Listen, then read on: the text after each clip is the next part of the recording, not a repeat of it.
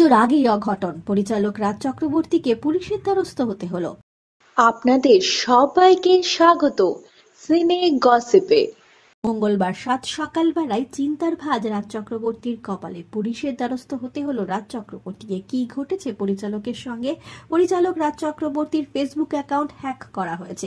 ফেসবুকের ওই পেজে গেলে দেখা যাচ্ছে ইংরেজির পরিবর্তে অন্য কোনো ভাষা ব্যবহার করা হচ্ছে, তবে পেজটির বায়োতে যাবতীয় তথ্য ইংরাজিতেই লেখা রয়েছে, যেখানে পরিচয়ে আছে রাজ চক্রবর্তীর। জনপ্রিয় সংবাদ মাধ্যমের তরফ থেকে যোগাযোগ করা হয় সত্যতা যাচাই করবার জন্য রাজের সঙ্গে। রাজ জানান, ফেসবুকে তার 3টি প্রোফাইলকে কবজা করেছে হ্যাকাররা। এর মধ্যে তার ব্যক্তিগত প্রোফাইল, ব্যক্তিগত পেজ এবং প্রযোজনা সংস্থার পেজও রয়েছে। সামাজিক মাধ্যমের খুঁটিনাটি আমি নিজে বিশেষ একটা বুঝি না, সেগুলি দেখভালের জন্য আমার একটা বিশেষ দল রয়েছে। পেজের নাম যে বদলে গিয়েছে সেই নোটিফিকেশন সকলের কাছে গেছে। সকাল থেকে অনেকেই আমাকে ফোন এবং মেসেজ করে বিষয়টি জানান, তারপরই বিষয়টি বুঝতে পারি।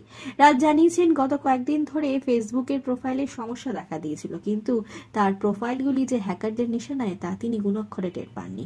এমনকি বেশ অনেকক্ষণ সময় পর্যন্ত রাজ চক্রবর্তীর নাম দিয়ে সার্চ করলে ফেসবুকে কোনো প্রোফাইল দেখা যাচ্ছে না। ইতিমধ্যে কলকাতা পুলিশের সাইবার অপরাধ দমন শাখায় অভিযোগ দায়ের করেছেন রাজ চক্রবর্তী।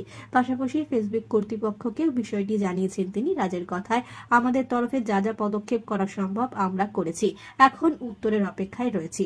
বাবলি ছবির পরিচালকের আশা দ্রুত এই সমস্যা থেকে নিষ্পত্তি পাবেন তিনি। এই 3টি প্রোফাইল আবারও ফিরে পাবেন আশাবাদী পরিচালক রাজ চক্রবর্তী। আমরা হলাম সিনে গসিপ।